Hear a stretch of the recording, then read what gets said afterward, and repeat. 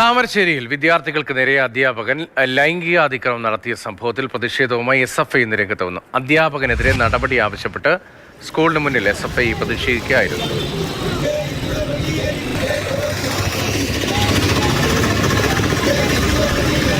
അഞ്ജന വിവരങ്ങൾ.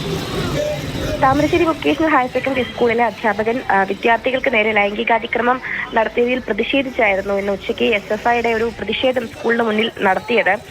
SFIയുടെ ഏരിയ പ്രസിഡന്റായ നബീല്, അതോടൊപ്പം തന്നെ ജില്ലാ കമ്മിറ്റി അംഗം ആദിഷ് എന്നിവർ നേതൃത്വം നൽകിയിട്ടുള്ളതായിരുന്നു ഒരു പ്രതിഷേധം. ഈ പ്രതിഷേധം കണക്കിലെടുത്ത് അതൊരു അക്രമാസക്തമാകാതിരിക്കാനൊക്കെ വേണ്ടി അവിടെ ഏതായാലും താമരശ്ശേരി പോലീസും വിന്യസിച്ചിരുന്നു. അത് പ്രതിഷേധം ഒരു 2 മണിയോടുകൂടി അവസാനിക്കുകയും ചെയ്തിരുന്നു. ഏതായാലും കഴിഞ്ഞ ദിവസമാണ് ഇത്തരത്തിൽ അധ്യാപകരിൽ നിന്ന് ലൈംഗികാതിക്രമം നേരിട്ടതായി സ്കൂളിൽ കൗൺസിലിംഗിനിടെ കുട്ടികൾ തുറന്നു പറയുകയും അത് പിന്നെ പോലീസിൽ പരാതിയായി പോവുകയും ഒക്കെ ചെയ്തത്. കഴിഞ്ഞ ദിവസമാണ് ഈ ഒരു സംഭവം പുറം ലോകം അറിയുന്നത്.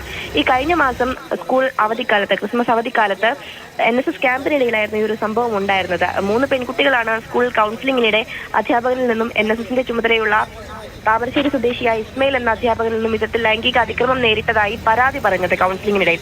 ആ പരാതി പിന്നീട് ചൈൽഡ് ലൈനിലേക്ക് കൈമാറുകയായിരുന്നു. അവരാണ് പിന്നീട് പരാതി താമരശ്ശേരി പോലീസ് സ്റ്റേഷനിലേക്ക് കൈമാറിയത്.